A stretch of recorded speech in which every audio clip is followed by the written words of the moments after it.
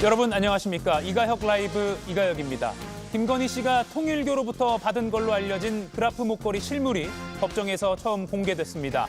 함께 열린 보석신문에서 김 씨 측은 전자장치라도 차겠다며 구속을 풀어달라고 주장했습니다. 잠시 후 짚어보겠습니다. 종묘 앞 재개발을 두고 정치권 공방이 커지는 모양새입니다. 어제 전현희 민주당 의원에 이어서 오늘은 김병민 서울시 정무부시장을 인터뷰하겠습니다. 그럼 오늘 함께할 네 분의 해설위원 소개해드리고 백다 앵커의 브리핑으로 첫 번째 이슈 보겠습니다.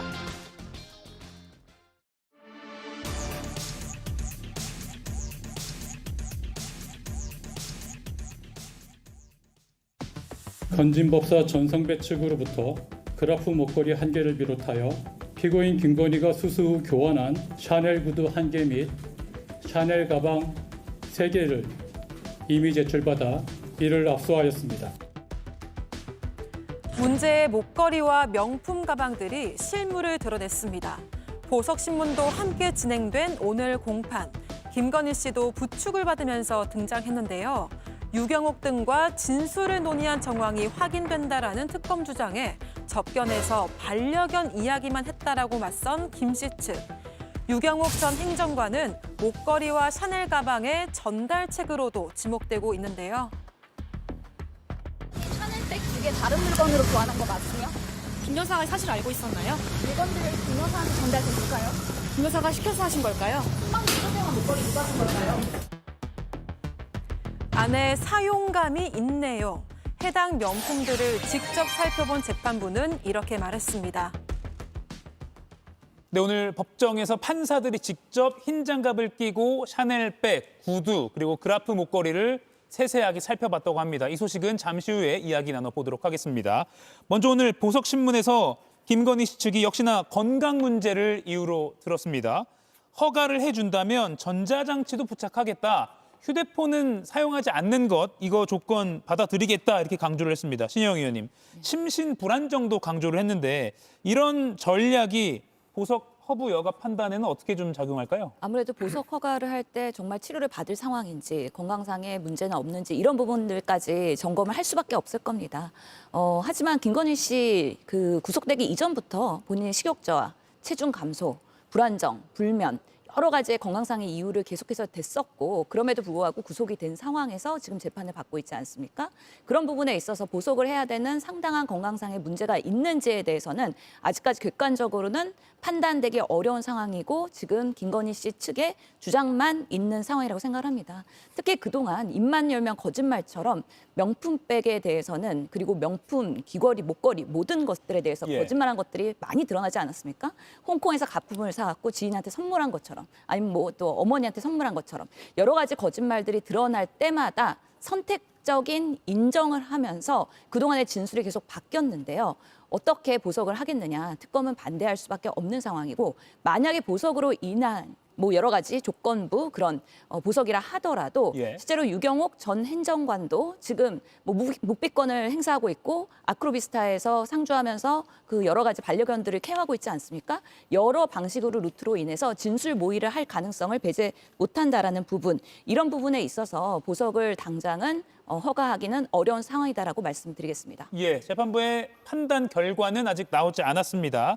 그런데 앞서 윤석열 전 대통령도 보석을 청구했고 받아들여지지 않았습니다. 당시에도 김건희 씨처럼 건강 문제를 언급했는데 그때 당시에 서바이브 자체가 힘들다 이런 말을 한 것도 상당히 화제가 됐습니다. 그런데 보석 기각이 되고 최근에는 재판에 출석해서 적극적으로 증인 신문에 나서는 모습도 보여주고 있습니다. 기경 의원님. 그래서 김건희 씨도 건강 문제에 사실 보석 때문에 그냥 더 이렇게 어필하는 거 아니야? 이런 의구심도 제기를 하고 있거든요.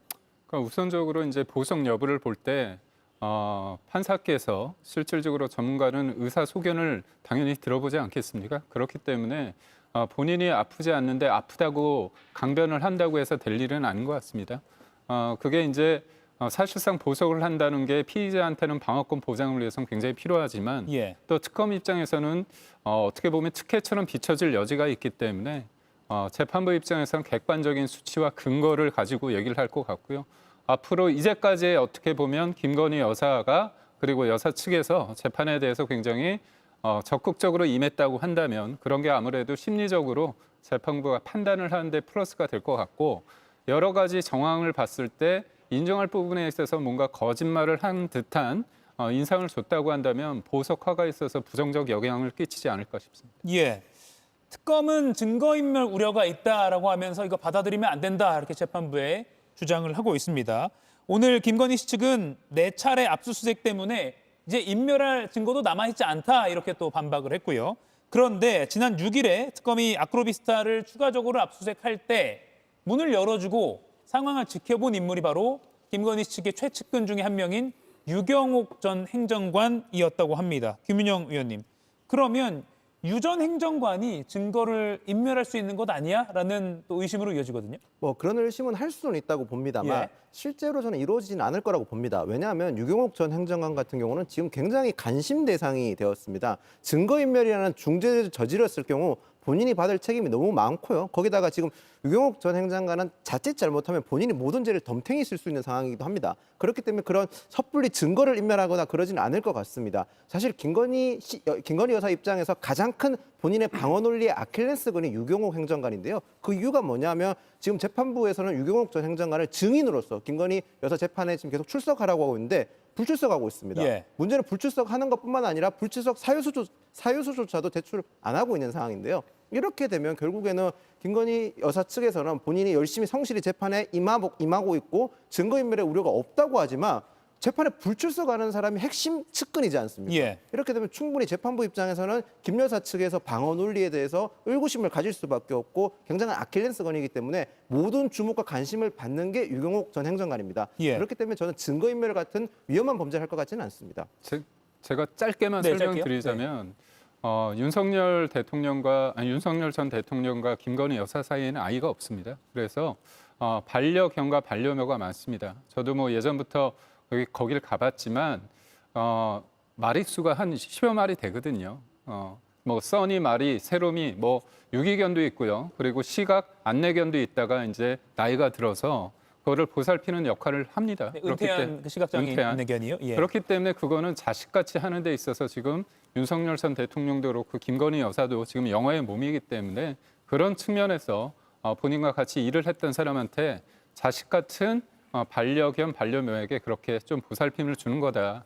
그렇게 보는 측면이 좀 강하지 않을까 싶습니다. 저는 다른 의견도 드리고 싶은데요. 실제로 유경옥 전 행정관이 그 압수수색 들어오기 전에 컨테이너에 있는 물류 다 빼돌렸지 않습니까? 아직도 못 찾고 있습니다. 그런 만큼 지금 측근으로서 단순히 반려견만 돌보는 역할을 하지 않을 것이다. 그리고 재판에 지금 증인 신문 출석하고 있지 않지 않습니까? 예. 입을 열기 시작하면은 상당한 많은 사실들이 쏟아져 나올 거라고 생각을 하기 때문에 예의주시를 하는 것이고 그분은 아직까지 김건희, 윤석열을 지키고 있는 거다라고 국민들이 생각하고 있기 때문에 이 분이 단순히 그런 단순 작업만 하고 있지는 않을 것이다. 그런 면에서 상당히 김건희 씨가 보석으로 풀려났을 때 역할을 크게 할 가능성이 있다는 우려도 배제 못한다라고 말씀드리겠습니다. 이제 이동학 의원 의견도 들어볼게요. 유경옥 전 행정관이 뭐 앞서 컨테이너 낼 의혹도 있었고요. 네. 또 윤석열 전 대통령 측에서는 뭐 동물을 돌보기 위해서다. 여러 가지 해석이 있는데 일단은 재판에 네. 불출석하고 있는 거는 사실이기 때문에 이거 어떻게 그렇습니다. 봐야 됩니까? 그러니까 11월 6일 날 압수수색, 지난주였어요. 압수수색을 들어갔을 때 문을 열어주고 태연이 나왔다는 거 아닙니까? 그래서 특검팀도 대단히 놀랐다고 합니다. 왜냐하면 10월 29일 날 자본시장법 위반과 관련된 김건희 여사의 재판이 있었는데 그때 불출석 사유서 내지도 않고 그냥 안 나왔단 말입니다. 근데 그때도 재판장이 물었습니다. 아니 왜 이분 안 나오나요? 그래서 특검도 그때 당황했었거든요. 그래서 연락을 해보겠다. 그래서 실제 연락을 취했고 연락이 닿지 않았었어요. 그런데 거기에 특검 입장에서는 숨어 있었다라고 이제 생각할 수밖에 없는 것 아니겠습니까? 예. 그러면 거기에서 본인들은 뭐 그냥 일시적으로 방문해가지고 강아지와 고양이를 돌본 것이다 이렇게 얘기를 하지만 실제 수사를 하는 입장에서는 그것만 고지고대로 그렇게 믿어질 수는 없는 거죠. 그동안 해왔던 거짓말들의 어떤 흐름이 있었던 것이고 그 부분에 대해서는 더 의심을 할 수밖에 없는 그런 상황이다. 이런 말씀 좀 드리고 싶고 저는 오히려 특검에서 왜 유경옥 이분에 대한 조사는 했지만 실제 이분이 실제 아무런 얘기도 안 했잖아요. 그리고 기억나지 않는다 이렇게 계속 얘기를 했거든요. 예. 그래서 혐의가 제가 볼 땐 상당수 있어 보이는데 이분에 대한 조사나 이런 것들이 약간 소홀하게 하는 거 아닌가? 약간 특검이 좀 더 분발해야 된다 이렇게 생각합니다. 예. 김건희 씨 측은 윤 전 대통령도 구속 재판 중이다. 부부를 동시에 구속하는 거 가혹하다 이렇게 주장하면서 역시 보석 인용을 재판부에 주장했습니다. 신영 의원님. 하지만 보석 물 어필을 위한 주장이긴 하지만 두 사람 모두 혐의가 있기 때문에 구속이 된 거잖아요. 그렇죠. 뭐 전례 없는 부부 동시 구속인 사태인 건 맞습니다. 그만큼 전례 없는 비상계엄이었고 전례 없는 지난 3년의 권력형 비리에 대통령 부부의 실정이 분명히 있었던 것이죠. 그렇기 때문에 저희는 오히려 더 윤석열, 김건희 씨에게 묻고 싶습니다. 정말 지난 3년간 대통령으로서 영부인으로서 그렇게 권력 남용을 한 대한민국을 망가뜨린 그 자체가 너무한 거 아니냐. 그것이 우리 국민들한테는 참으로 가혹했다라고 되돌려드리고 싶습니다. 예. 윤 전 대통령이 제 아내 특검이라고 하면서 했던 말이 있습니다. 이제 김건희 특검을 지칭하는 건데요. 오늘 김건희 특검이 윤 전 대통령 출석을 요구했습니다. 김기흥 의원님, 출석할 거라고 보세요? 참 가능성을 어떻게 봐야 될지 모르겠습니다. 지금 보면 공직선거법 위반 등의 사건인데 예. 사실 뭐 어떤 청탁 관련해서 어떤 물건을 받은 부분, 백 관련해서 했을 때 뇌물죄 성립을 위해서 본다면 김건희 여사는 이제 공무원이 아니기 때문에 예. 그 대통령이 윤석열 당시 대통령이 그걸 인지하고 있었다면 뇌물죄로 처벌할 수 있습니다. 그렇기 때문에 그게 대통령이 인지를 하고 있느냐가 굉장히 관건일 것 같은데 공직선거법 위반이라고 한다면 김건희 여사가 실질적으로 그 선거 관련해 가지고 영향력을 행사했다는 부분 아닙니까? 예. 그렇다면 그 영향력을 행사하기 위해서는 대통령을 사실상 대통령에게 영향력을 행사하기 때문에 그거를 법정에서 확인을 받기 위해서 나오기를 요구를 하겠지만 윤석열 전 대통령 입장에서 이 특검이 바라보고 있는 사실상 어떻게 보면 특검 입장에서는 증거와 어떤 진술에 기초해서 얘기를 하겠지만 예. 윤석열 전 대통령 입장에서 일종의 답을 정해놓고 일종의 그림을 그려놨다고 생각하는 그런 의도가 다분하다면 나오지 않을 가능성도 있지 않나 생각해봅니다. 예. 이동학 의원 어떻게 생각하십니까? 저도 나오지 않을 것 같다라는 생각인데 예. 왜냐하면 나와서 할 수 있는 얘기가 뭐가 있죠? 아내의 요구를 들어줘서 자기가 공천에 개입했다 이렇게 얘기할 건가요? 아니면 도이치모터스 주가 조작 수사와 관련돼서 자기가 외압을 행사했다 이렇게 얘기할 건가요? 또 하나 수많은 금은보화를 받고 우리는 경제 공동체다 혹은 이 당 대표 선거와 관련돼서 지금 김기현 전 대표의 이 부인이 김건희 여사에게 클러치 백을 선물했다는 거 아닙니까? 그것도 100만 원이 훨씬 호가하는 그런 제품인데 예. 그럼 그것과 관련돼서 본인이 정치 공동체로 함께 살아왔던 거 맞다 이렇게 다 인정을 하겠습니까? 그러니까 어떤 말도 나와서 하기가 어려울 것이기 때문에 저는 오히려 나오지 않는 선택을 할 가능성이 크고 본인 스스로가 제 아내 특검이라고 얘기를 했잖아요. 그러니까 나와서 굉장히 불리한 얘기를 하거나 혹은 아무 말도 하지 않을 거라면 굳이 나올 이유가 없지 않을까 그렇게 생각합니다. 예. 지금 속보 자막으로 저희가 보내드리고 있는데요. 오늘 김건희 씨 공판에 건진법사가 그리고 또 통일교 윤영호 전 본부장이 증인으로 나왔습니다. 법정에서 나온 증언들이 속속 언론 보도를 통해서 공개가 되고 있는데요. 건진법사가 증언하기로 김건희 씨가 핸드백을 꺼려할 이유가 없지 않나. 꺼려한 물건은 샤넬 가방이 아니라 인삼이다라는 뭐 그런 선물 관련한 증언을 추가로 내놨고요. 김건희 씨가 인삼을 못 먹는다는 부분에 대해서는 알려져 있는데 받을 때 꺼렸다고 한 부분은 그 부분이다. 명품 선물 관련해서는 꺼려한 정황이 없다라는 취지로 건진법사 전선백 씨가 오늘 법정에서 증언을 했다는 소식도 속보로 전해지고 있습니다. 아마 이 인삼이라고 표현한 건 그 통일교 측이 건진법사를 통해서 김건희 씨 측에 전달했다는 그 천수삼 농축차 뭐 이런 부분을 말하는 것 같습니다. 계속해서 법정에서 좀 중요한 정황을 알 수 있는 진술들이 속속 나오고 있습니다. 샤넬 가방을 받았긴 받았는데 이거 대가성은 없었다. 그리고 목걸이는 정말 받지 않았다라는 게 지금까지의 김건희 씨 측의 입장입니다. 김윤영 위원님. 그런데 지금 이렇게 건진법사 진술처럼 김건희 씨는 받았다라는 쪽으로 건진법사는 진술을 이제 일관되게 하고 있잖아요. 오늘 보석 신문 결과에는 어떻게 영향을 미칠 걸로 보십니까? 네, 김건희 여사 입장에서는 지금 보석을 굉장히 강하게 요구하고 있지만 실질적으로 인용될 가능성은 높지 않다고 봅니다. 예. 이유는 첫 번째로 우선 2번이나 거짓말을 했지 않습니까? 그 자체가 재판부 입장에서는 거짓말할 우려가 있다. 즉 증인이 얼마든지 증언이나 진술을 번복할 수 있다는 점에서 우려사의 상황이 있는 거고요.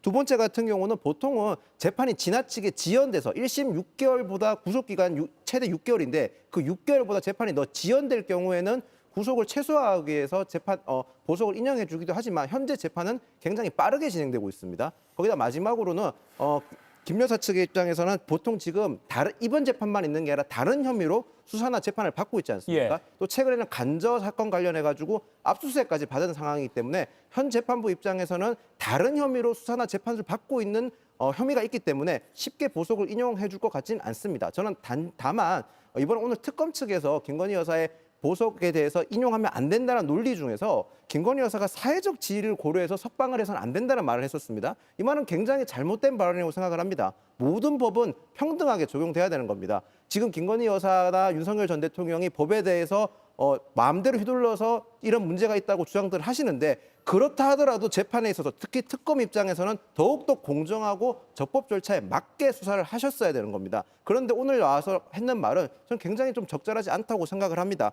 차고 넘치는 증거에 증언도 많은데 무리하게 여론을 틈타서 여론을 업어서 재판을 하겠다는 것은 특검이 지금 본인들의 실력이 많지 않다는 것을 반증하는 의미라고 저는 생각을 합니다. 예. 그리고 앞서 제가 말씀드린 대로 오늘 법정에서요. 김건희 씨가 받은 것으로 지목된 여러 명품 선물이 실물로 특검에 의해서 공개가 됐고요. 재판장이 직접 흰 장갑을 끼고 하나하나 자세히 살펴봤습니다. 흰색, 검은색, 노란색 이렇게 샤넬백 3개가 실물로 등장했고요. 또 샤넬 구두 그리고 그라프 목걸이도 실물로 등장했습니다. 우인성 부장판사가 직접 장갑을 끼고 안팎을 샅샅이 살폈고 또 핸드폰 카메라로 내부를 자세히 촬영을 하기까지도 했다고 합니다. 그 결과 가방은 약간 긁힌 듯한 사용감이 있다. 구두도 바닥에 사용감이 있다. 그리고 유럽 사이즈로 39C. 이게 뭐 김건희 씨 사이즈와 비슷한 250에서 255mm라고 합니다. 다만 목걸이는 맨눈으로는 사용감을 확인하기는 어렵다. 이런 취지로 법정에서 즉석으로 일단 1차적으로 검증을 했다고 합니다.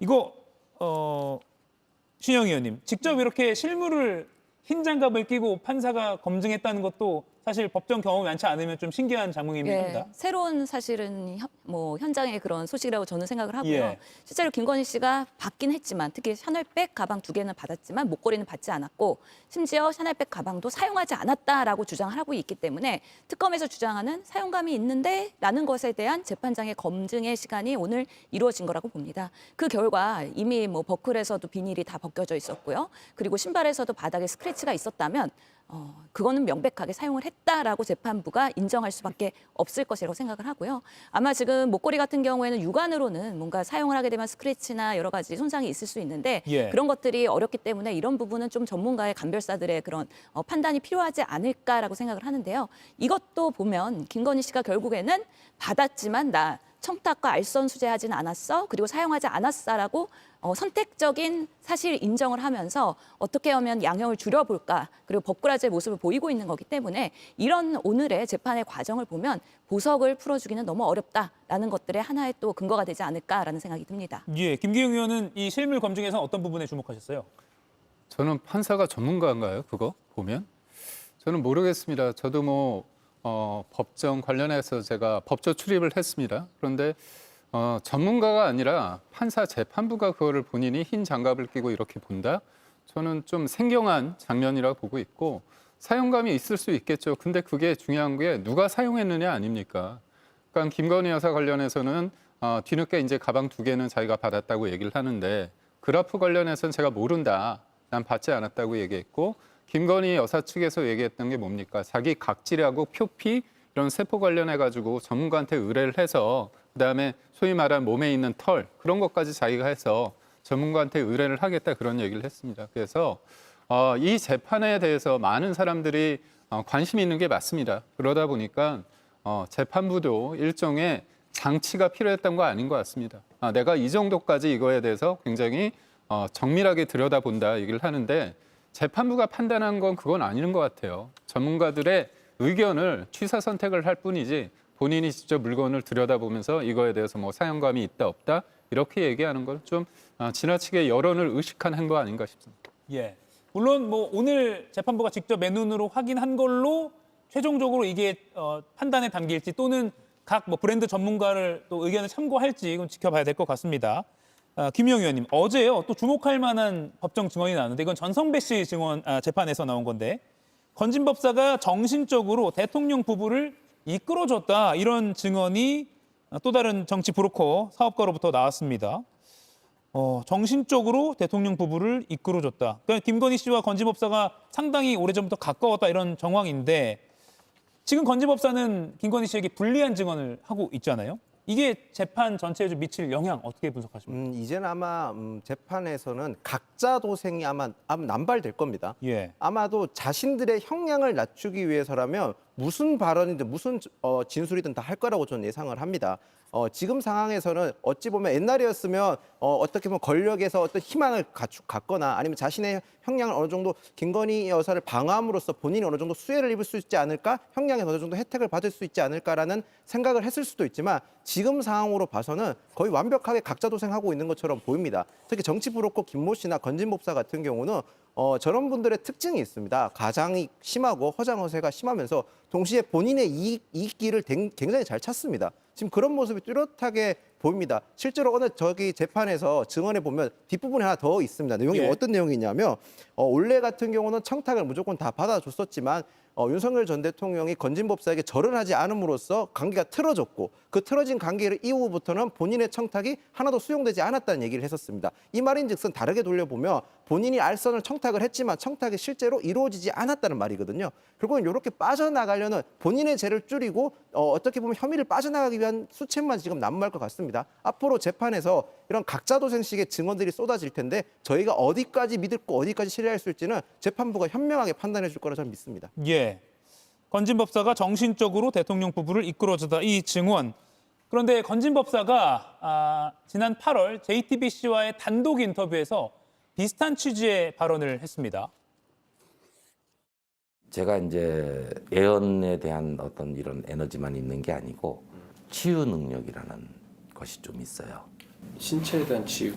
그렇죠. 그러다 보니까 또 한 가지는 정신적인 고통 이런 것에 대해서 쉽게 들으면 해소해주고 마음의 편안함을 얻게끔 하는 이런 어떤 부분에 대해서 상의도 하고 그렇게 해서 약도 보내주고. 예, 이동학 위원님. 네. 정서적으로 좀 어려움도 나누고 또 실제 신체적으로도 뭐 치유를 도와줬다는 게 건진 법사 전성배 씨의 주장입니다. 그런데 이런 건진 법사가 지난달부터 진술을 바꿨고 그래서 유경옥 전 행정관도 혹시 이제는 김건희 씨 측에 불리한 진술로 가는 거 아니야? 이런 뭐 법조계의 시각도 있거든요. 그러니까 그런 기대를 하고 있습니다만 아직까지는 뭐 재판에도 뭐 사유서를 내지도 않고 지금 나오지도 않고 기억나지 않는다 이 자세를 유지하고 있는 것으로 봐서는 쉽게 뭐 진술을 바꿀 거다 이렇게 보질 않습니다. 그래서 특검에서 조금 더 분발을 해줘야 된다는 것이고 유경옥 전 행정관 같은 경우는 김건희 여사와 10년, 15년 정도 된 인연으로 알려지고 있고 코바나 콘텐츠에서만 10년 이상 일을 했습니다. 그리고 해외에 갈 때 동행을 하기도 했고요. 그리고 지난 검찰 수사에서 명태균 씨와 카톡을 주고받았다는 이 증거들도 나오지 않았습니까? 그래서 김영선 씨와 이 자리를 좀 마련하기도 했고 그런 조율을 했다라고 하는 것이 다 나오지 않았습니까? 그런데 이분이 또 했었던 얘기가 이분 주변에서 다른 행정관이 이 유경옥 전 행정관이 과거에 반클리프 아펠 목걸이 있잖아요. 예. 네, 이게 일명 나토 목걸이라고 하는데 그때 이거를 차고 가면 안 된다는 취지로 이거 안 차도 너무 예쁘세요 이런 말들을 했고 주변으로부터 이걸 차고 갔을 경우 문제가 생기지 않겠냐라고 하는 증언들을 다른 행정관들로부터 특검이 지금 받아서 파악을 하고 있는 중이거든요. 그러니까 이런 사실을 비춰볼 때 실제로 15년 동안의 2년 동안 그동안 있었던 수많은 기행들과 위법적인 일들 그리고 특히나 대통령 재임 기간에 있었던 여러 가지 이제 이 재물들을 모으는 그 과정에서 언제나 옆에 있었던 게 바로 이 유경옥 전 행정관이거든요. 그래서 이분의 입을 열게 하는 것이 굉장히 중요하다라고 생각하는데 저는 특검에서 더 노력하지 않는 게 뭔가 다른 행정관들의 어떤 중복된 혹은 서로 겹치는 어떤 증언들을 이미 많이 파악하고 있어서 그런 것이 아닌가라고 유추를 해봅니다만 그래도 이분이 확실하게 입을 열게 하는 것이 특검의 어떤 임무이지 않을까 싶습니다. 예, 김경현 의원님 짧게요. 우선적으로 박근혜 전 대통령이 탄핵되고 재판을 받을 때 굉장히 소위 말한 옐로우 그런 선정적인 내용들이 많이 나왔습니다. 뭐 호텔에서 누굴 만났다, 뭐 관련해서 환각제 같은 거를 뭐 먹었다, 그리고 인신을 공약했다 그런 것들이 나왔습니다. 본질적인 것도 아니고 사실에 기초하지도 않았습니다. 그런데 지금 제가 볼 때 이제 검진법사라고 하는 사람 제가 볼 때는 인정 욕구가 굉장히 크신 분 같아요. 그러다 보니까 김건희 여사가 사실상 내가 지시하면 들었다 이런 얘기를 하는 건데 저는 재판 과정에서 이런 것들이 본질도 아니고 이런 것들이 왜 나오게 되는지에 대해서는 사실 좀 의문이고요. 이런 사람의 사실 자기가 볼 때 제가 예언에 대한 에너지만 있는 게 아니라 치유 능력이 있다고 한다면 역설적으로 이 사람의 진술에 대해서 객관적이지 않고 과학적이지도 않은데 특검은 이 사람의 진술을 가지고 김건희 여사를 처벌하는 근거로서 하는 게 과연 맞을까에 대한 어떤 반론을 제기해봅니다. 예, 지금 노만석 검찰총장 대행이 사의를 표명했다라는 속보가 들어와 있습니다. 노만석 검찰총장 대행이 사의를 표명했다라는 속보가 들어왔습니다. 오늘쯤 거취가 결정되는 것 아니냐라는 여러 분석이 나왔는데요. 지금 이 시각 대검찰청 앞 상황 실시간으로 보여드리고 있습니다. 취재진들이 급히 노만석 대행의 퇴근길을 취재하기 위해서 대검 현관 앞에 모여든 모습이고요. 지금 취재진들이 이렇게 음향등을 정비하는 모습 그대로 저희가 보여드리고 있습니다. 지금 보고 계신 모습은 오늘 아침 출근길입니다. 여러 가지 의혹에 대한 질문을 했는데 묵묵부답이었습니다. 어제는 하루 연가를 내고 출근하지 않았습니다. 그래서 어제 사의 표명을 두고 고심하는 것 아니냐라는 분석도 나왔고요. 오늘 이렇게 출근을 했고 하루 만에 연가를 마치고 출근을 했고 오늘 외부 일정을 정상적으로 소화할 것으로 알려졌다는 보도도 오후에 잠시 나오긴 했습니다. 하지만 조금 전 속보에 의하면 노만석 검찰총장 대행이 사의를 표명했다라는 소식이 나와 있습니다. 보통 한 오후 6시쯤 그 전후로 퇴근을 할 것으로 보이기 때문에 취재진들이 지금 보시는 것처럼 퇴근길에 노만석 대행의 입장을 직접 묻기 위해서 대검 현관 앞에 모여 있는 모습 보고 계십니다. 저희가 노만석 대행이 나오면 또 실시간으로 그 장면 보여드리도록 하겠습니다. 짧게요. 오늘 황교안 전 국무총리가 자택에서 체포됐습니다. 체포를 집행한 주체는 내란 특검입니다.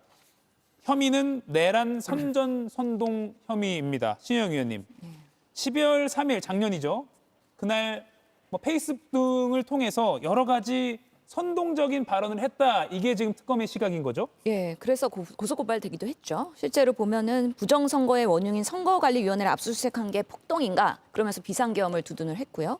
실제로 난 지금 미친 개와 싸우고 있다. 반민주 독재 정권과 싸우고 있는 거라고 하면서 종북 주사파 세력을 척결해야 된다라는 강경한 발언을 쏟아내기도 했습니다. 또한 그 우원식 그리고 한동훈 이 체포하라던 황교안이었기 때문에 이런 부분에서 고발이 되었고 내란 선전 선동 혐의로 지금 조사를 받으면서 그동안에 여러 가지 출석 소환에 대해서 거부를 하다가 오늘 체포가 된 상황이라고 말씀드리겠습니다.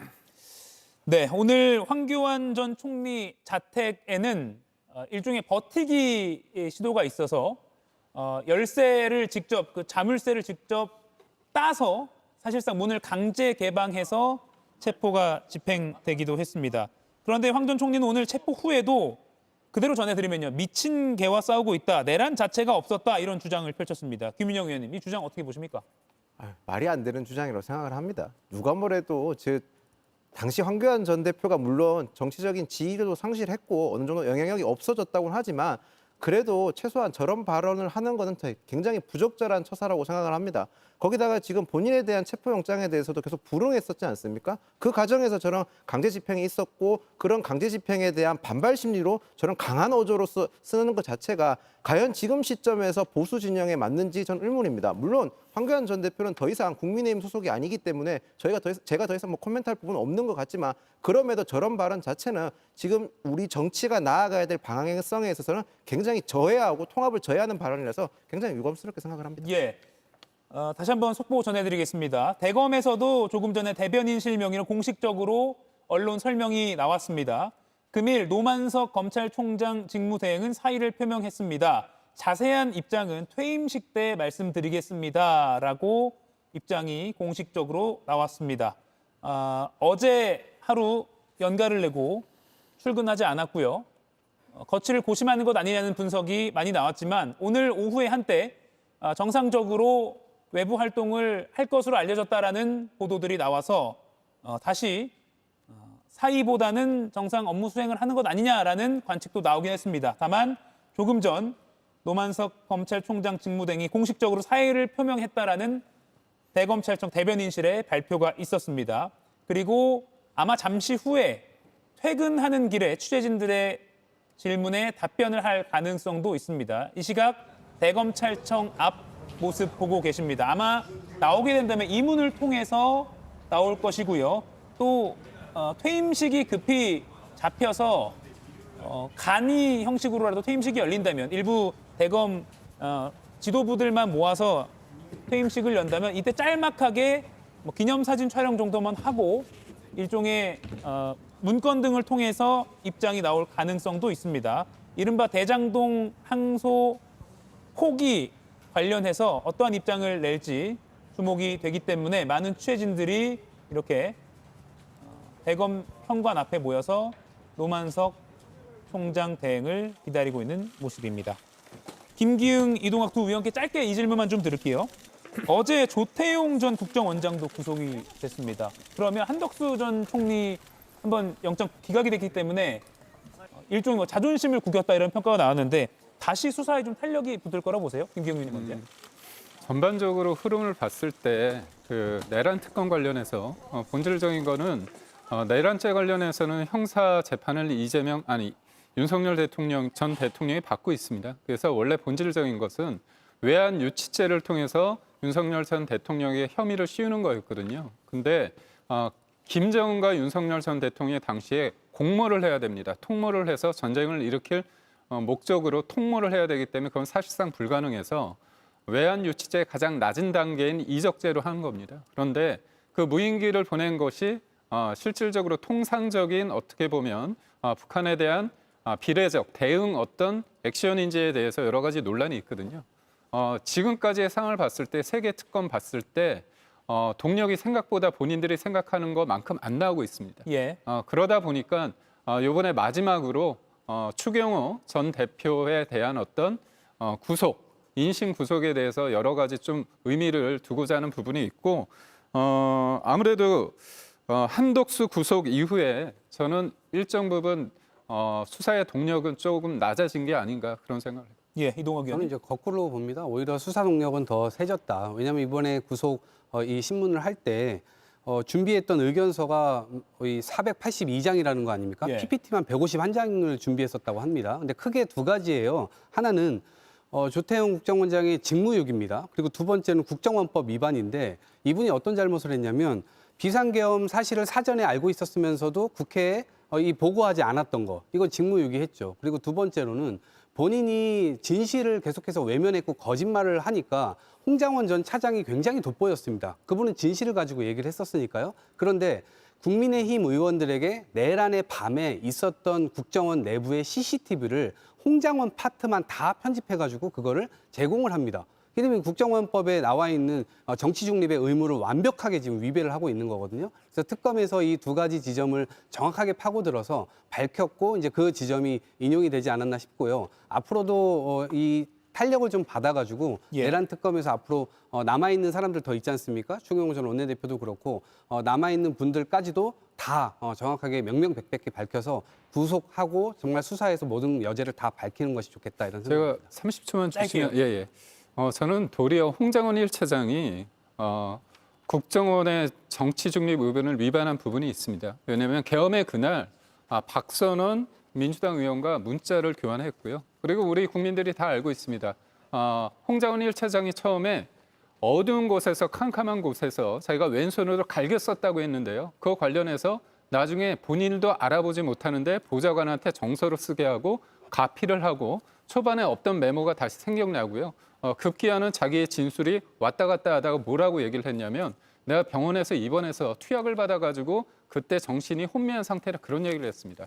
진술을 말 바꾸기를 하고 위증의 가능성이 큰 사람은 저는 홍장원 1차장인가 아닌가 싶습니다. 예, 이에 대해서 반론의 여지가 짧게요. 네, 짧게요.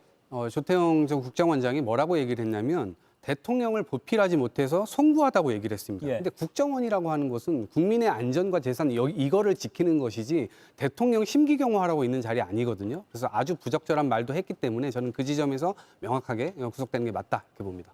예, 대장동 항소 포기 관련한 이야기는요. 맞수 토론에서도 추가로 더 이야기 나눠보겠습니다. 네 분과의 토론은 여기서 마무리하겠습니다. 고맙습니다. 고맙습니다. 종묘에서 보는 눈을 가리고 숨을 막히게 하고 기를 누르게 하는 그런 결과가 되는 게 아닐까 하는 걱정이 듭니다. 그런 시뮬레이션을 해보면 정전에 영향을 거의 미치지 않습니다. 과학적으로는 그렇습니다. 기가 눌린다고 표현하셨던가요? 숨이 턱 막힌다고 표현하셨던가요? 이게 전부 주관적인 표현입니다. 네, 좀 더 깊이, 더 자세히 들어보는 더 인터뷰 시작하겠습니다. 서울시가 세운상가 주변 건물 높이 제한을 완화하면서 종묘 앞 고층 빌딩 건립 계획이 정치권 중심으로 들어왔습니다. 어제 이 시간 민주당 전현희 최고위원이 종묘의 역사 문화적인 가치 훼손 우려가 있는 개발이다 이렇게 비판하기도 했고요. 또 정부와 여당을 중심으로 반대 목소리가 많이 나오고 있습니다. 사실 정쟁을 넘어서 건전한 정책 토론이 필요한 이슈라서 오늘은 서울시 입장 들어보겠습니다. 김병민 서울시 정무부시장 나오셨습니다. 어서 오십시오. 네, 안녕하세요. 반갑습니다. 요즘 이 이슈 때문에 방송 출연 많이 하시더라고요. 네, 예. 정책적인 이슈로 토론하는 거니까 매우 반가운 일이라고 생각합니다. 예, 오세훈 시장이 이 종묘 인근 개발 관련해서 김민석 총리에게 공개 토론을 제안했는데 예. 오 시장 측으로 답변이 온 게 있습니까? 답변은 총리께 받은 게 아니라 방송국으로부터 러브콜을 받고 있습니다. 아, 예. 우리 방송국에서 토론했으면 좋겠다. 저희도 똑같은 제안 드리겠습니다. 네. 예. 그래서 저희의 답은 섭외를 해주신다면 예. 네, 섭외해 주는 곳에 나가서 토론하고 싶다. 예. 아직 답을 예. 받지 못했습니다. 예. 언제든 토론은 준비돼 있다는 게 오세훈 시장 측 입장이라서 알고 있습니다. 예. 정부는 또 여당은 종묘 경관을 해치는 거다. 또 문체부 장관은 권한 좀 가졌다고 하고 싶은 대로 다 하겠다는 서울시 발상이다. 이렇게 비판했습니다. 반론을 먼저 좀 개괄적으로 해주시죠. 이재명 정부는 지방 분권을 강조하는 정부죠. 지방자치단체가 아닌 지방정부라는 표현까지 써가면서 실질적인 지방자치단체의 권한에 대한 더 큰 역할을 강조하고 있습니다. 지금 하고 있겠다는 세운 4구역에 대한 개발, 세운지구 전체에 대한 개발은 지방자치단체가 할 수 있는 도시계획적 범위 내에서 당연히 법령의 근거 내에 이행하고 시행하는 일입니다. 예. 근데 이런 내용들을 문체부 장관이 직접 나서서 대법원의 확정 판결이 난 이후에 권한을 조금 가졌다고 마음대로 할 수 있다. 자칫 오해한다면 중앙정부가 중앙 독점적인 상황으로 모든 걸 다 좌지우지할 수 있다. 이렇게 들릴 수 있는 대목이 있기 때문에 오히려 이 정부의 지방정부에 대한 이해도와 굉장히 괴리된 발언이 아닌가 생각을 합니다. 예, 유묘칠 관련 보도가 많이 나오면서 일반 시청자분들이 생각하시기에는 아무튼 그 아름다운 우리 문화유산 주변에 고층 건물이 많이 세워질 예정이구나 이 정도로만 알고 계시는 분들도 있어서 예. 구체적으로 지금 서울시가 어떻게 하겠다는 건지를 좀 설명을 좀 해주시죠. 위치를 먼저 한번 보여드리고 싶은데요. 예. 첫 번째는 종묘를 아시는 분이 있을 거고 종묘 앞쪽에 우리가 60년대부터 개발한 세운상가 일대가 있습니다. 예. 한때는 대한민국의 굉장히 중심적인 하나의 축으로 구성돼 있던 이 세운상가 일대가 이제는 너무 오래돼서 노후되고 또 그 부분 일대에 대한 개발이 불가피한 상황이 이르렀습니다. 이 세운 지역에 대한 개발이 개발로만 이루어지는 것이 아니라 빌딩 숲으로 빼곡하게 이루어지지 않고 오히려 중간에 녹지축을 구성하게 되죠. 예. 사진 하나 보여드리면 조금 더 편하게 이해가 될 것 같은데요. 예. 혹시 보이실지 모르겠습니다. 예. 예, 이 내용들을 보면 여기에 종묘에서 바라다 보이는 남산까지 바라다 보이는 옆으로 세운 지역에 대한 개발 건물들이 보이게 되고요. 예. 그리고 이 중간에 있는 거대한 녹지축이 이 중간에 있는 개발 이득을 통해서 기부 체납받게 되는 시민의 공간으로 돌려드리는 겁니다. 예. 그러니까 만약에 저층으로 건축물을 빼곡하게 짓는다 그러면 이 중간에 있는 녹지축은 설 공간이 없게 되겠죠. 오히려 종묘와 중간에 있는 종로 그리고 중간에 청계천 이 모든 부분들을 건물들이 가로막게 되면서 종묘의 가치를 더 빛나지 못하게 한다. 차라리 아니 오히려 서울시가 하고 있는 계획대로 가게 된다면 이렇게 일부 빌딩의 높이를 조금 더 높게 질 수는 있지만 중간에 녹지축, 통경축을 확보하면서 남산에서 종묘까지 이어지게 되는 넓은 공간들을 확보할 수 있는 이점이 있다는 얘기 드립니다. 예, 사진 한 번만 다시 네. 들어주시겠습니까? 보시면 시청자 여러분 이해를 돕기 위해서 지금 화면 아래쪽이 종묘와 먼 곳이고 지금 사진 예. 중간 쪽이 종묘인 건가요, 그러면? 예, 사진 중간에 위로 보이는 데가 예, 작게 보이는 곳? 예, 그 안으로 더 들어가면 그 뒤에가 종묘입니다. 아하. 종묘가 있고 종묘의 유산구역 그 바깥으로 또 공원이 존재합니다. 예. 그러니까 그 공원까지 지나서 나오는 곳들을 표현하게 된 거죠. 아, 예.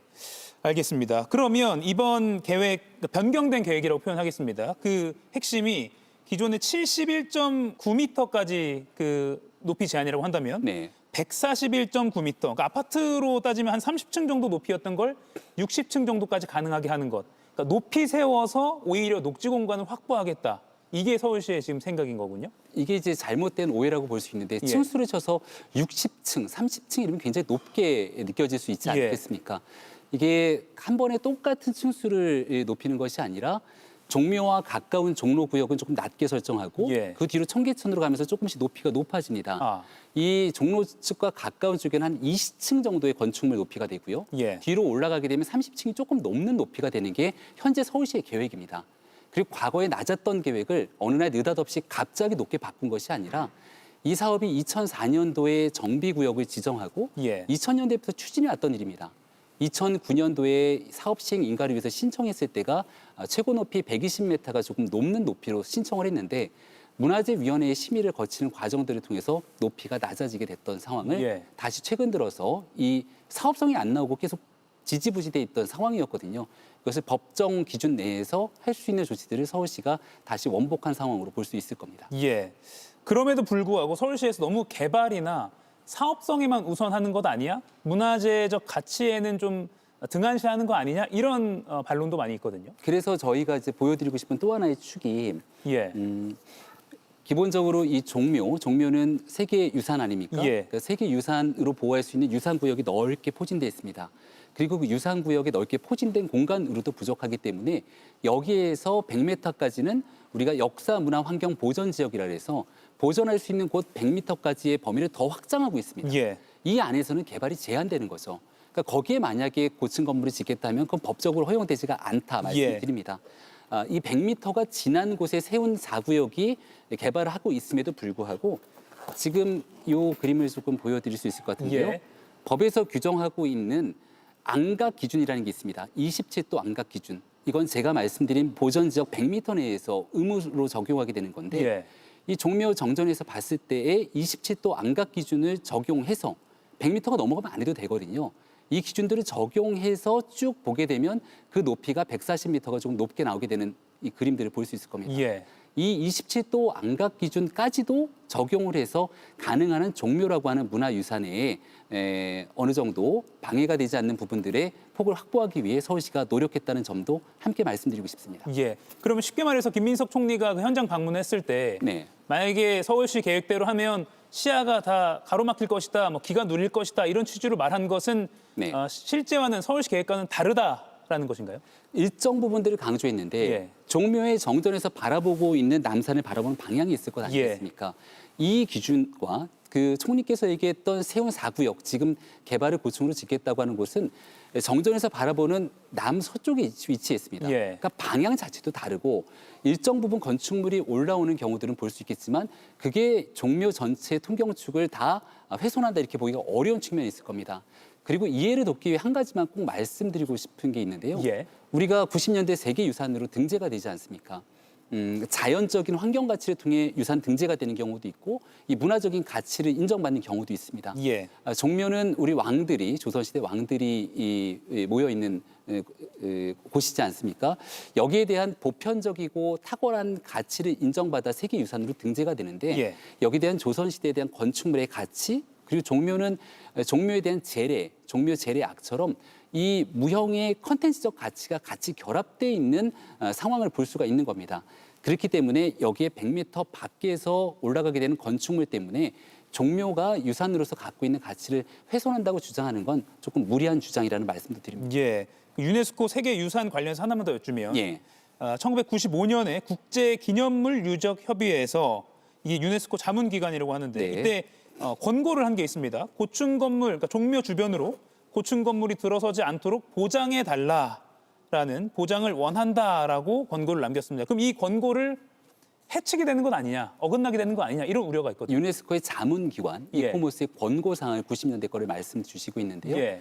명확하게 유네스코에 등재된 협약 사항들을 보게 되면 이 유산 구역으로부터 100m까지의 보존을 아예 명시를 하고 있습니다. 이 100m를 지난 상황에 대한 내용들에 대한 거를 조금 전에 얘기를 하고 있는 건데 이러한 일정 부분 자문기구 이코모스의 권고가 90년대에 있었습니다마는 2000년대 들어서 세운 4구역 등에 대한 개발을 위해 똑같은 이코모스의 이 자문들을 거치게 됩니다. 그래서 제가 앞서 이 당시 2009년도에 신청했을 때 122m 기준으로 세운 4구역의 최고 높이를 가지고 신청을 했다고 말씀드렸는데 그 당시에도 이코모스의 권고를 받아들인 겁니다. 만약에 이 높이 기준에 문제가 있었다면 122m까지 최고 높이가 허용될 수 있다고 하는 부분들을 이 똑같은 자문기구인 이코모스에서 얘기를 하진 않았겠죠.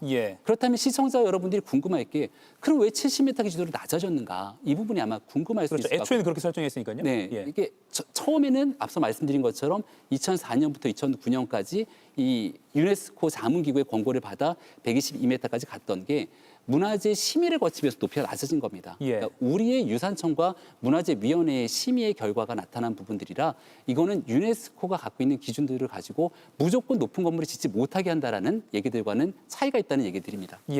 그러면 그 유네스코 세계문화유산에서 등재 취소되는 것 이런 우려는 할 필요가 없다 이렇게 봐도 되는 건가요? 저는 그렇게 확신합니다. 왜냐하면 세계적으로 이제는 꽤 많이 방송에 나와서 많이들 알고 계실 것 같은데 유네스코의 유산으로 등재되고 나서 취소된 사례 3건이 있다고 하면서 영국 리버풀의 사례를 대표적으로 드는 것 아니겠습니까? 과거에 있었던 항만 도시로서 있었던 지역 전체에 대한 세계유산 등재됐던 상황들이 있는데 지역의 아레나 건립 등 개발하게 되면서 이 부분에 대한 유산적 가치가 훼손됐다는 이유를 드는 거죠. 제가 앞서 100m에 대한 유산 구역과 보존 구역에 관한 얘기를 드렸는데 이른바 그 구역 내에서 개발을 하게 되면 당연히 애당초에 갖고 있던 이 보존 지역과 유산으로서의 가치가 훼손됐다고 볼 수 있는 거겠죠. 매우 극단적인 사례를 끌고 와서 대한민국의 종묘가 혹시 세계유산의 지위를 잃을지도 모른다 이렇게 주장하는 정치인들이 계신데 굉장히 무책임한 주장이라고 생각을 합니다. 외려 유네스코에서 전혀 아직까지 이 내용들을 가지고 강하게 문제 삼지 않고 있는 부분들을 국내에 있는 정치인들이 정치적으로 이 문제를 접근하는 것은 아닌가. 오히려 상생할 수 있는 길들이 반드시 존재하거든요. 종묘의 가치를 빛나게 만들어주면서 지역 여건과 개발도 함께 갈 수 있는 그 공존의 길에 대한 해법을 함께 모색하는 게 책임 있는 정치인의 역할이라고 생각합니다. 그 상생 공존의 주체 중에 또 한 축은 세운상가 인근의 토지주, 그러니까 재산권자들이라고 할 수 있습니다. 맞습니다. 그분들은 기자회견을 열고 빨리 이게 추진돼야 된다라는 찬성 기자회견을 한 것도 알고 있는데 지금 그곳 상황 그리고 그 토지주들의 상황은 좀 어떻습니까? 네, 지금 있는 건 세운 4구역이라는 곳, 그러니까 세운 지구 전체가 굉장히 넓은 구역을 갖고 있습니다. 2구역, 3구역, 4구역, 5구역 등등 쭉 이어지는 그 구역 전체 중에 4구역 같은 경우는 철거가 진행된 상황이죠. 그러니까 이곳 같은 경우는 너무 오랜 세월 이 개발에 대한 공전이 있다 보니까 가뜩이나 서울시가 계획을 다 세우고 이제는 여기에 대한 건축 심의, 사업식 인가를 받고 착공에 들어가줘야만 그 일대에 대한 개발도 진행이 되고 그리고 앞서 제가 보여드렸던 그 녹지축들이 같이 정비가 되면 아마 이 종로 일대 과거 구도심에 화려했던 곳들을 새로이 현대적으로 재해석된 공간으로 거듭날 수 있을 겁니다. 그럼 토지주들의 개발뿐 아니라 일대에 대한 상권도 활성화될 수 있거든요. 근데 만약 지금 이 토지주들이 갖고 있는 우려는 대법원의 서울시 조례에 대한 확정 판결도 나서 그대로 법령에 위배되는 일 없이 진행이 가능한데 이걸 다시 무슨 영향평가를 받아라 정부가 이 부분을 규제할 수 있다 이런 방식으로 가게 된다면 거꾸로 돌아가서 또 얼마나 오랜 세월이 기다려야 될지 알 수가 없는 노릇입니다. 그래서 지금 현재 진행되고 있는 과정들을 과거로 회귀할 일이 아니라면 이 토지주들뿐 아니라 지역 종로 전체의 상권의 활성화와 대한민국 수도설의 발전을 위해서 함께 좀 머리를 맞댈 부분들이 훨씬 더 많이 남아있다고 봅니다. 그러면 층수를 높여서 개발하는 그 이득만큼 지금 이 재산권을 일종의 침해를 받아온 이 시민들에게도 좀 돌아가는 게 있나요? 예를 들면 뭐 이주 비용을 좀 지원하거나 이런 게 들어가나요? 그러니까 지금 같은 경우는 일단 첫 번째로 예. 두 가지를 보여드리고 싶은데요. 많이 준비하셨습니다. 예. 예. 지금 이 세운지역 내가 과연 어떤 상황일까? 아까 말한 4구역은 철거가 돼 있는 상태입니다만 예. 다른 곳들은 이런 슬레이트 지붕으로 굉장히 오래된 공간들이 아직도 존재하고 있는 상황이기 때문에 예. 이미 상권이 무너진 지는 굉장히 오랜 시간이 흘렀고 예. 여기에 대한 이 주거 환경 정비에 대한 부분들의 목소리가 이제 높습니다. 그래서 제가 앞서 말씀드렸던 이 그림에 나와 있는 녹지축들을 확보하기 위해서 굉장히 많은 재원이 소요가 됩니다. 왜냐하면 서울시가 갖고 있는 땅이 아니잖아요. 예. 민간이 갖고 있는 땅들을 그대로 다 함께 이 내용들을 서울시의 공적 영역 속에서 공원으로 재배치하려면 한 1조 5천억 정도 되는 막대한 비용이 소요가 됩니다. 그래서 이런 부분들을 개발을 통한 용적률의 일정 부분 상승을 통해서 빌딩의 높이들이 일부 올라가지만 거기서 나오는 개발 이익을 통해서 이렇게 공원화 작업들을 통한 기부 체납으로 예. 확보하게 된다라는 말씀드립니다. 예. 한 20초 남았는데요. 지금 민주당이나 또는 정부 여당에서 이렇게 조금 쟁점을 정쟁화시키는 것, 지방선거 의식한 행보라고 보십니까? 비단 종묘만의 이슈는 아닌 것 같아요. 예. 최근 한 몇 개월 동안 서울시의 거의 모든 사업들에 대해서 발목 잡기라고 불러도 손색이 없을 정도로 많은 비난과 비판을 합니다. 예. 근데 그때 상황이 지나고 나면 이슈를 바꿔가면서 계속 비판을 해오시거든요. 정작 중요한 건 이 종묘 이슈도 아마 제가 감히 말씀드릴 건데 어느 정도 시간이 지나면 또 언제 그랬냐는 듯이 이슈가 사그라지고 다른 이슈로 오세훈 서울시장을 비판하지 않을까 싶습니다. 예. 종로 지역에 대한 전체적인 발전과 또 종묘의 이 문화적 가치들을 함께 살릴 수 있는 일들에 오랜 시간이 지나도 함께 토론하면서 대안을 모색하기를 진심으로 바랍니다. 예, 어제 수기가 필요한 것이니까요. 예. 저희 이가열 라이브에서도 기회가 되면 또 찬성 반대 두 분을 동시에 모셔놓고 한번 토론을 하는 그런 기회도 마련해 보도록 하겠습니다. 지금까지 김병민 서울시 정무부시장과 이야기 나눠봤습니다. 고맙습니다. 네, 고맙습니다.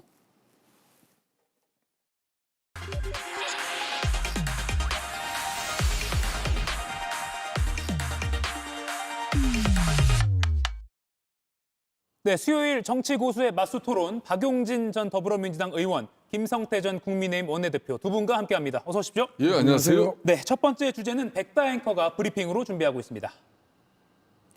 대장동 항소 포기를 규탄하며 국회 본청 앞에 선 국민의힘. 그런데 여기에 이 사람이 등장했습니다. 대장동 항소 포기를 덮기 위해서 황교안 전 총리를 긴급 체포하고 지금 압수수색을 하고 있습니다. 여러분, 전쟁입니다. 우리가 황교안입니다. 뭉쳐서 싸웁시다.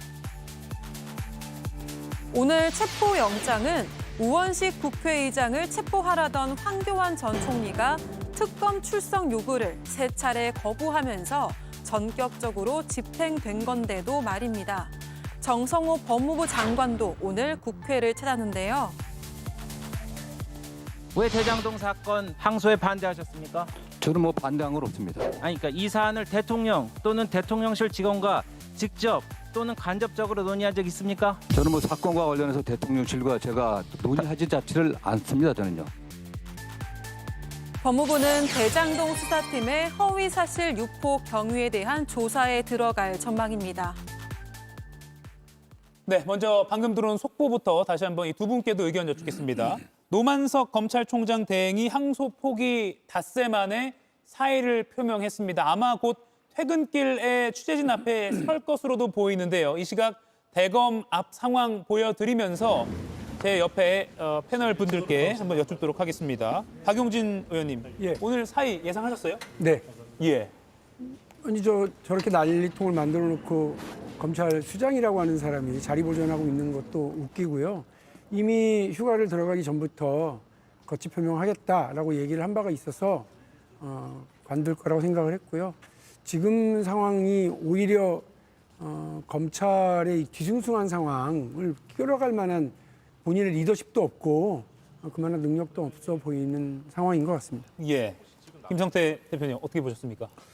쉽게 말하면 검찰권이라는 것은 기소권하고 공소 유지를 말하는 건데, 그러니까 이제 검찰의 기능 자체를 갖다가 이렇게 포기해버림으로써 대한민국 형사사법 체계를 일대 대혼란으로 만들어버린 그 책임 있는 검찰의 수장이 그 자리를 하루라도 더 보존하고 있는 게 무슨 의미가 있겠습니까? 이미 검찰 조직의 신뢰를 저버린 그런 검찰의 수장이 저 자리에 앉아 있는 것은 이재명 정부에게 이번에 이제 결론은 항소 포기 폭탄을 안고 본인이 자폭을 해서 이렇게 이 정권에 큰 역할을 했으니까 나는 앞으로 검찰총장이 될 것이다. 그런 측면의 목적 외에는 그 자리를 지키고 있을 이유가 없는 거죠. 예. 저는 그런 측면에서 검찰 그 많은 조직 구성원들 말단 검사에서부터 제일 상층부 대검의 자기 핵심 간부들까지도 용태를 갖다 결심해달라고 이렇게 종용하고 있는데 거기에 자기가 어떻게 버티고 앉아 있습니까? 좀 있어 보십시오. 자신이 평생 몸담은 이 검찰 조직을 폭파시키고 자멸의 길로 이렇게 쓸쓸히 떠나는 그런 노만석 검찰총장 퇴행의 지금 모습이 아마 JTBC 이 방송을 통해서 중계될 거 아닙니까? 예. 이게 지금 대한민국 검찰의 현주소입니다. 예. 근데 제가 우리 김성태 대표님 말씀에 하나만 토를 달면 예. 저도 노만석 그 권한대행에 대한 여러 가지 불만과 비판을 나를 세우고는 있습니다만 저 양반이 그 폭탄을 안고 이제 자폭했다.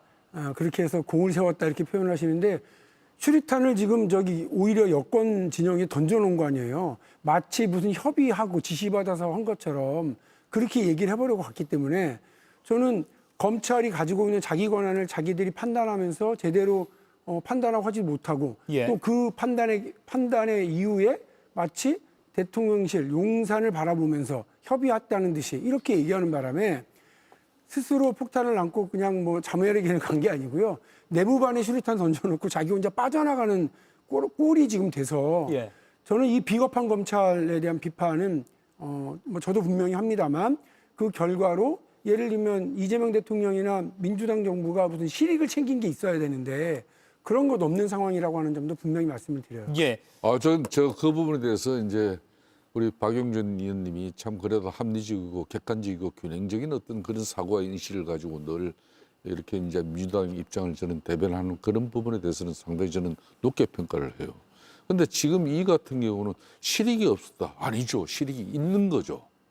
이 대장동 일당들과 함께 그러면 이제 대장동 일당들 1심 재판의 결과로서 유동규 전 이제 본부장의 역할이 쉽게 말하면 수뇌부의 중간 관리자 역할을 했다는 거 아니겠습니까? 그럼 그 수뇌부라는 게 누구냐? 앞으로 항소심 재판을 하게 되면 나올 수밖에 없는 거예요.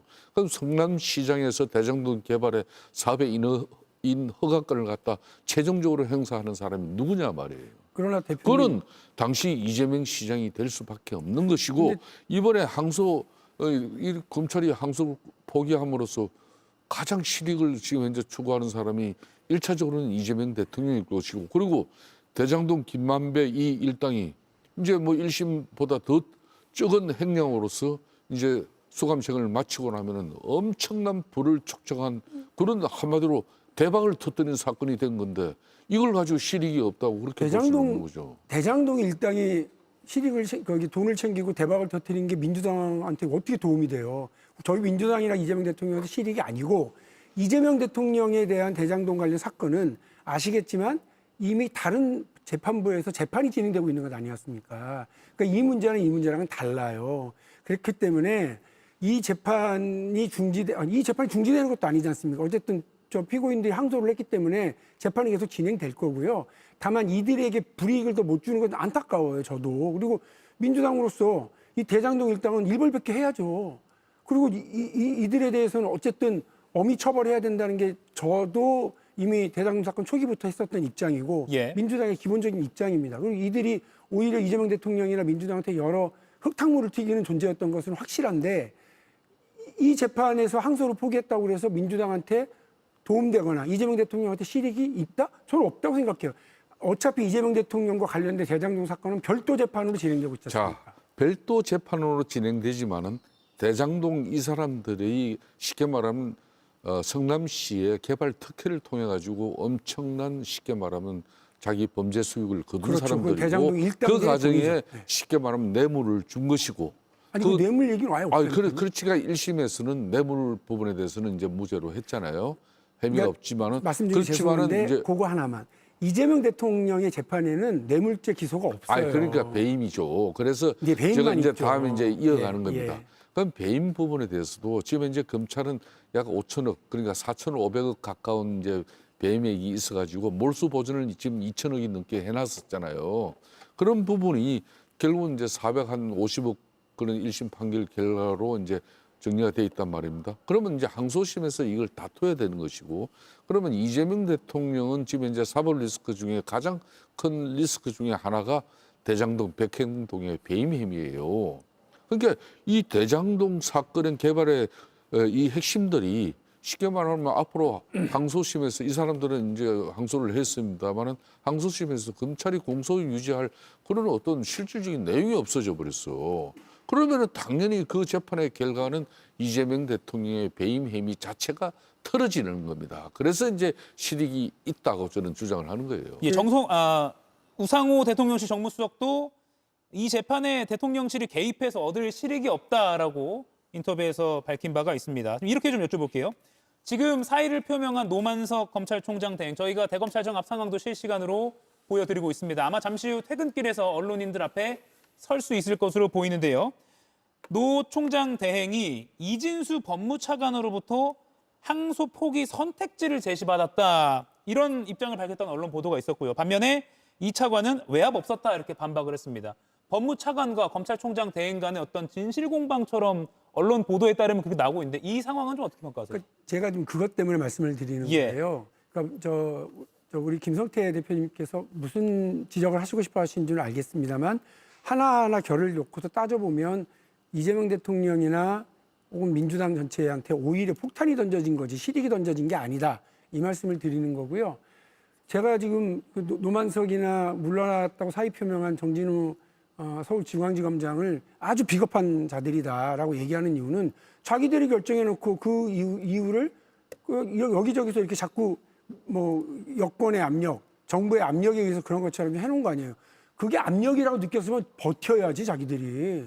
뭐 비겁하게 사표 던지고 도망가 놓고는 나중에 딴소리를 하는 이게 너무 웃기고 자기들 권한 아니에요. 자기들 권한인데 그거를 지키지 않고 나중에 딴소리를 한다? 저는 뭐 이런 경우를 너무 처음 봐서 검찰이 항소를 포기하는 상황이 지금 이례적이지 않냐. 이례적입니다. 저 이례적이라고 생각합니다. 이 부분에 대해서 아주 좀 이상하게 생각하고 있습니다. 근데 이 부분을 자기들이 알아서 긴 건지 아니면 압력을 넣은 건지를 명확하게 자기들이 했어야죠. 압력이라고 생각했으면 자기들이 늘 얘기하던 게 그런 거 아니에요? 외압으로부터 버티는 일이 검찰총장의 역할 아닙니까? 정치적 외압으로부터. 근데 검찰총장, 중앙지검장이 세상에 항소 하나 제대로 못하고 그렇게 해놓고는 그 책임을 내무반, 다시 말해서 여권에 던져놓고 수류탄 가서 던져놓고 자기들은 튀어? 저는 이건 진짜 비겁한 사람들이라고 봐요. 그래서 제가 항소 포기 폭탄 않고 자멸의 길로 걸은 건데 이 지금 현재 이진수 법무부 차관 그리고 노만석 검찰총장 대행 그리고 정진우 중앙지검장 이 세 사람은 쉽게 말하면 검찰 조직의 을사삼정이나 마찬가지예요. 쉽게 말하면 검찰을 이렇게 정말 불쌍하게 만들면서까지 자신의 출세를 위해서 살상 고민했던 사람이에요. 좀 전에 박중진 의원처럼 이제 법무부에 예압이 있다 하더라도 그 예압의 실체를 밝히면서 되려 정성호 법무부 장관이 서면으로 수사 지휘권이 발동된 어떤 그런 지위가 없다 그러면은 검찰 이 지금 현재 항소 책임자는 중앙지검장이지 않습니까? 대검도 그러면 중앙지검의 뜻을 존중해가지고 받았으면은 검찰 차원에서 그럼 대검 차원에서 최종적으로 판단을 해주면 되는 건데 이 사안에 대해서는 대검 반부패 수사부를 통하고 또 법무부 차관을 통하고 또 그렇게 해서 법무부 장관까지 정성호 장관까지 이게 보고됐는데 정성호 장관 입장에서는 신중하게 판단하라고 해라. 그렇게 해서 이제 이진수 법무부 차관은 노만석 이제 검찰총장 대행에게 세 가지의 선택지를 줬다는데 그 세 가지 선택지 모두가 항소 포기 내용이었다. 그렇기 때문에 자기는 현재 용산과 또 법무부 그런 가운데 검찰을 살리기 위해서 고민을 하지 않을 수 없었다. 이게 노만석의 이 항소권 포기의 변이거든. 근데 결국은 자기 친정집의 모든 조직 구성원들이 다 들고 일어나니까 그걸 견디지 못한 건데 이 세 사람 다 출세욕이 있는 사람들이에요. 예? 그러니까 노만석 검찰총장 대행도 이 대행자 떼고 자기가 검찰총장이 이건으로 될 수도 있다고 판단한 것이고 또 이진수 법무부 차관 입장에서도 이 항소권 포기 이 대장동 사건을 이렇게 검찰에서 나이스하게 해결하면 당연시 그 공과를 이재명 정부에서 평가받을 수밖에 없었던 것이고 중앙지검장도 이재명 대통령이 임명한 쉽게 말하면 검찰 조직의 넘버2였습니다. 그렇지만 이 뜻은 받들어 놓고 뒷감당이 되지 않으니까 결국 저런 식으로 주랭랑 치는 건데 야비하고 비열한 행위죠. 이 야비하고 비열한 행위를 넘어서 가지고 이 부분은 그러면 예합의 주체가 결국은 지금 와서 이제 이진수 법무부 장관도 선택지 준 적 없다. 장관도 수사 지휘권 발동한 것도 없고 이렇게 차관을 통해 가지고 저 항소 포기 지시한 적 없다. 일단 뭡니까? 바로 바보만 되는 것들이 이 검찰 조직의 3인방이에요. 아니, 그렇죠. 두 분 다 일단 이 검찰총장 대행의 행동이 이제 비겁했다라는 것에는 동의가 되는 것 같습니다. 지금 노만석 대행이 탑승한 차량이 빠져나가는 모습인데요. 그러니까 결과적으로 탔습니까? 언론인들 앞에서 입장을 밝히지 않고요. 그냥 곧바로 지하 주차장에서 지상으로 차가 빠져나간 채로 퇴근한 것으로 현장 취재 기자들을 통해서 확인이 됐습니다. 끝까지 비겁하네요. 끝까지 비겁하다고 평가하셨고요. 비급한 걸 넘어서 가지고 저게 일국의 그래도 대한민국의 검찰 조직이 이끈 수장이라는 저 모습이 저게 얼마나 정말 부끄러운 모습입니까? 자기가 당당하게 검찰총장으로서 1심 재판 잘했고 검찰도 공소유지 잘했다.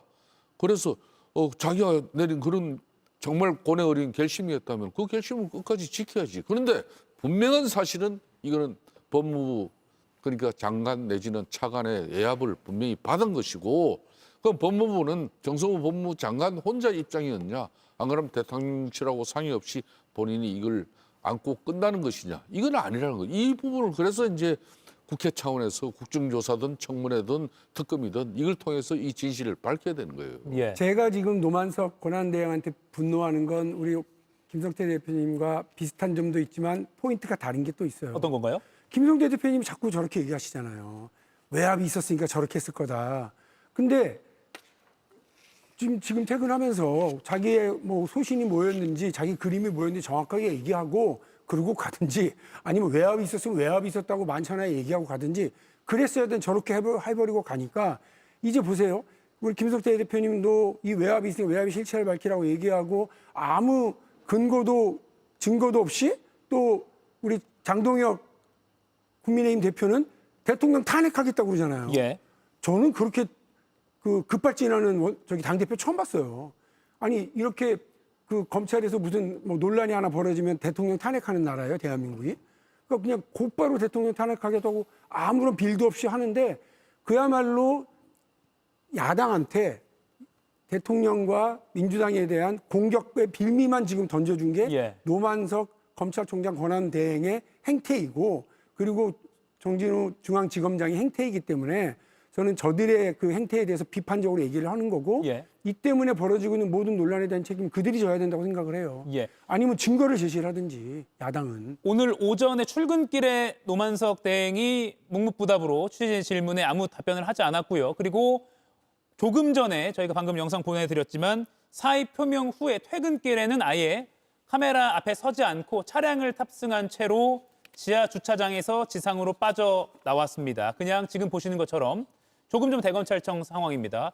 노만석 검찰총장 대행이 탑승한 차량이 그냥 이렇게 빠져나가는 모습 보고 계십니다.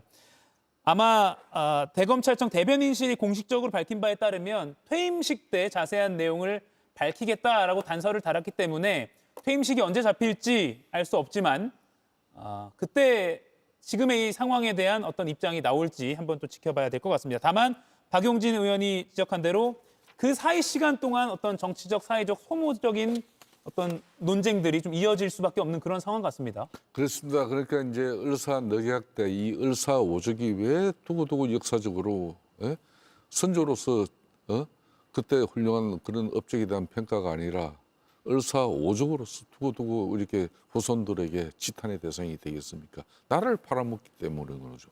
그러니까 저는 아까 을사삼적이라고 그랬지만 이진수 법무부 차관이라든지 노만석 대행이라든지 그 정진우 지금 중앙지검장 같은 경우는 결국은 보십시오. 자기는 검찰 조직 살리기 위해서 정부와 그리고 대통령 용산 대통령실 의식하지 않을 수 없었다 그랬지만 이 사람들이 검찰에서 다 30년 넘게 몸 닳고 다른 사람들인데 그 바보 짓을 통해 가지고 검찰 조직 살리고 했다.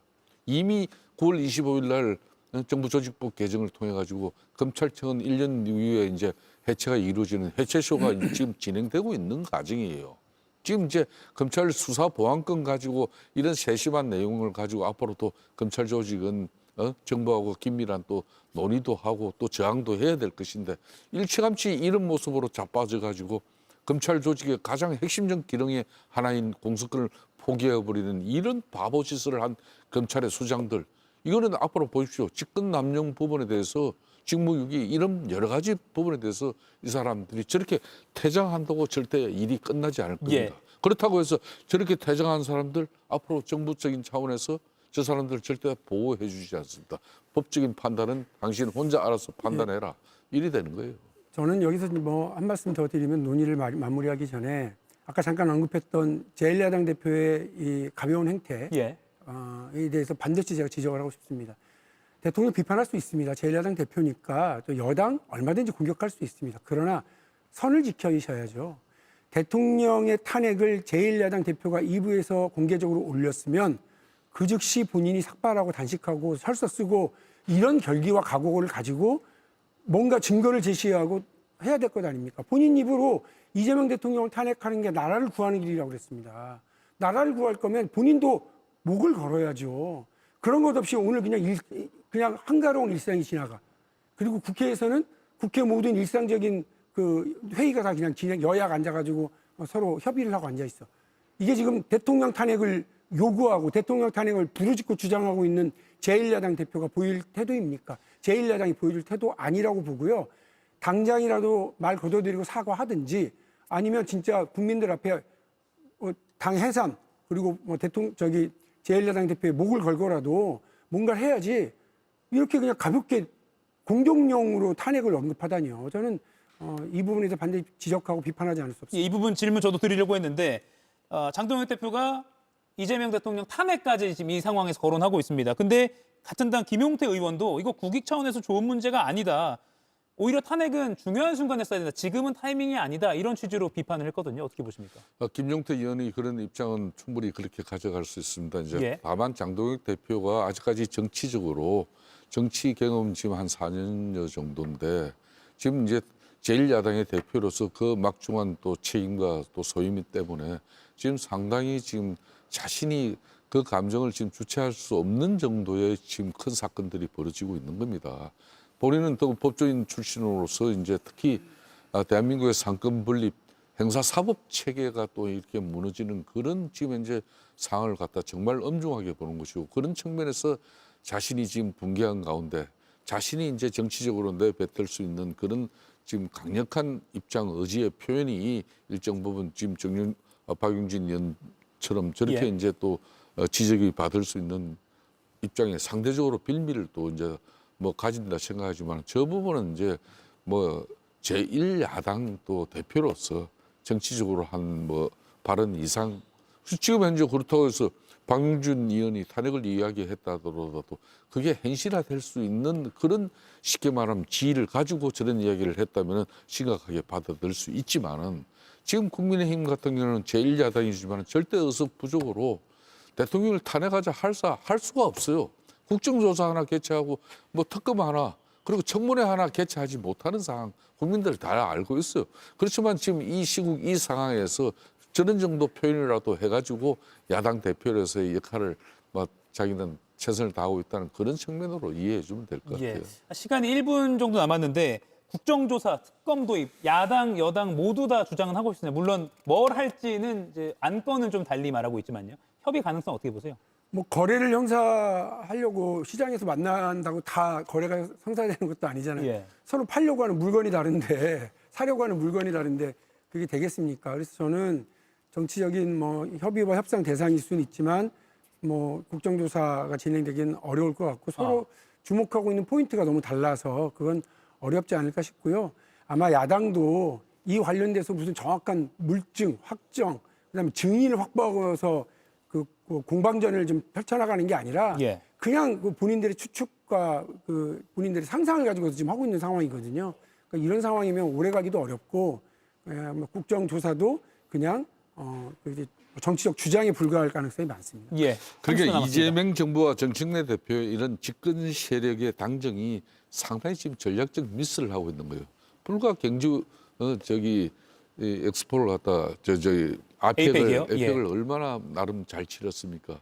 이런 분위기를 살려가면서 이런 때 국민 소통 통합으로 가면서 이렇게 국정에 드라이브를 걸 수 있는 좋은 기회를 갖다가 대려 사법 리스크를 이런 식으로 조기에 극복하려고 하다 보면은 이게 더 큰 낭피를 부르는 그런 상황이 된 겁니다. 예, 시간이 다 됐습니다. 노만석 총장 대행의 어떤 입장이 또 추가로 나오면 또 추가로 이 시간에 전해드리도록 하겠습니다. 오늘 두 분과의 토론은 여기서 마무리하겠습니다. 고맙습니다. 알리익스프레스 광군제선 순발력이 관건. 11초 안에 빠르게 담아야 하니까 스트레이트로 터치. 11초 동안 최대한 많이 담아라. 광군제 기념 11초 장바구니 챌린지. 알리익스프레스. 상상해봐. 삼양그룹이 만드는 한없이 편리하고 이토록 깨끗한 세상을.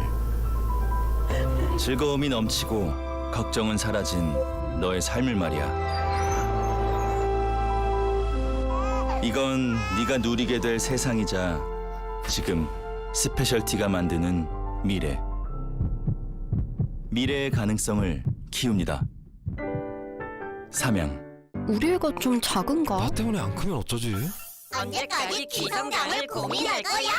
키 크니까 아이클타임. 맛있으니까 아이클타임. 이제 훈이랑 아이클타임해요. 아이클타임. 두드림. 대통령의 지휘 감독을 받지 않는 독립적 헌법기관 감사원. 그 구성원은 특히 더 절제되고 품격 있어야 합니다. 윤석열 정부 감사원 실세로 불리며 여러 논란에 휩싸였던 유병호 감사위원이 어제 감사원장 퇴임식장에서 돌발 행동을 했다는 보도가 잇따랐습니다. 기념사진을 찍는 도중 퇴임하는 최재해 감사원장을 향해 영혼 없는 것들이라고 고함치고 스마트폰으로 유행가 세상은 요지경을 틀었다는 겁니다. 최 원장이 지난 정부 감사 과정을 점검하는 TF를 승인한 걸 항의하는 차원으로 해석됩니다. 다른 이유를 떠나 유병호 감사위원의 행동은 품위 상실이자 조직에 대한 결례입니다. 차관급 대우를 받는 감사위원이 기관장의 퇴임식에서 보여준 상식 밖의 행동. 아무리 요지경 같은 세상이라지만 최소한의 선이라는 게 있습니다. 오늘 한 컷이었습니다. 보여줄게. 내가 사랑하는 오로라. 오로라 다음.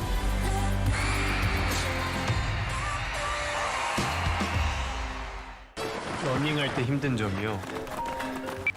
형. 화요일 화보 촬영은 목요일 행사 있었잖아. 금요일 7시로 옮겨졌고. 형이 말이 좀 많아. 너 까먹으면 안 돼. 믿는다. 늦지 말고 무리하지 말고. 알겠어. 걱정하지 마. 스케줄 급하게 정리를 해야 돼서 익시오한테 좀 말해가지고 정리 좀 해달라고 했더니 매니저 형이 얘기한 스케줄 정리해줘. 이런 게 돼? 그게 또 되더라고요. 이게 뭔데? AI 통화 앱 익시오. 양반은 쉽게 타협 안 하지. 이걸 어떻게 매일 해먹겠어? 요즘 양반, 요즘 백반. 양반.